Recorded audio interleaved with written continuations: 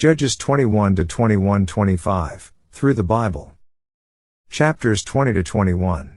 Theme: Political anarchy, the state. Following religious apostasy, then moral awfulness, the next step downward in the life of Israel, and of every nation, is political anarchy. We see this in the last 2 chapters of the book of Judges, when the tribes of Israel received a part of this dismembered woman. With the message of what had taken place in Gibeah, they were incensed against the tribe of Benjamin. They believed the law should be enforced. In that respect, they had not sunk as low as we have today, in our philosophy that lawlessness should be permitted, and we should have as little law as possible. They gave Benjamin an opportunity to deliver up the offenders, but instead, Benjamin declared war against the other 11 tribes. So the tribes assembled together, and came against Benjamin. Then all the children of Israel went out, and the congregation was gathered together as one man, from Dan even to Beersheba, with the land of Gilead, unto the Lord in Mizpah. And the chief of all the people, even of all the tribes of Israel, presented themselves in the assembly of the people of God, 400,000 footmen that drew sword. Judges 21-2. Apparently the tribe of Benjamin had a tremendous army. We are given an interesting sidelight here. Among all this people there were 700 chosen men left-handed. Every one could sling stones at an hair breadth, and not miss. Judges 20:16. I heard a liberal speak, for 15 minutes one time, on the fact that David could not have been accurate enough to hit Goliath on the forehead. Consider this verse. These men were as accurate in that day, with their slings, as we are today with our missiles. If they could get in the range of a slingshot, it would be fatal for anyone. These left-handed men could split a hair. This same liberal said that the reason David picked up 5 stones was so that he would have a reserve supply, in case he missed with the first stone. Well, that liberal was wrong. Goliath had 4 sons in the army of the Philistines, and David had a stone for each one of them. David knew how accurate he was. Now the men of Benjamin were overcome by sheer numbers. In fact, the tribe of Benjamin was almost destroyed, and there fell of Benjamin 18,000 men. All these were men of valor.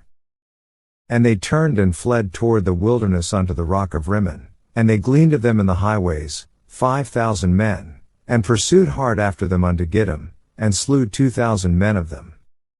So that all which fell that day of Benjamin, were 20 and 5,000 men that drew the sword. All these were men of valor. Judges 20:44-46. The people in the tribe of Benjamin were judged because of their gross immorality.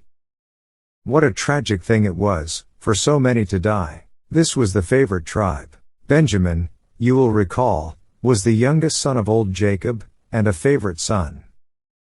Benjamin was the one for whom Judah was willing to lay down his life. He occupied a place next to Judah. Unfortunately, gross immorality had taken place, and had set tribe against tribe, and class against class. Then what happened? It led to political anarchy. First there was religious apostasy in the temple, then moral awfulness in the home, and finally political anarchy in the state. These are the steps that any nation takes that goes down. The final chapter in the book of Judges deals with the mourning for Israel's lost tribe, and the provision the people made for its future. The slaughter of the Benjamites caused Israel to be faced with a new problem. Almost the entire tribe of Benjamin had been destroyed, and the other tribes vowed not to let their daughters marry any of the few remaining Benjamites. Exactly how was the tribe of Benjamin going to be preserved? Before the war, the Israelites had made another vow. They said that any who refused to come to Mizpah and fight would be put to death. They found out that the men of Jabesh Gilead had not responded to the appeal, and so the command went out, for 12,000 men of Israel, to kill the males of Jabesh Gilead, marry the women, and bring the virgins back to the camp at Shiloh. These virgins then became wives to 400 Benjamites. A means was also found to get wives for the remaining Benjamites, and to rebuild the cities that had been destroyed in the fighting. This period ends in total national corruption and confusion. The final verse concludes the sordid story of the book of Judges. In those days there was no king in Israel. Every man did that which was right in his own eyes, Judges 21:25. Here in this 21st century, the heads of state would do well to study the book of Judges. Back in 1928, when the Depression first began, a brief editorial appeared in the staid Wall Street Journal, which went something like this. What America needs today is not government controls, industrial expansion, or a bumper corn crop.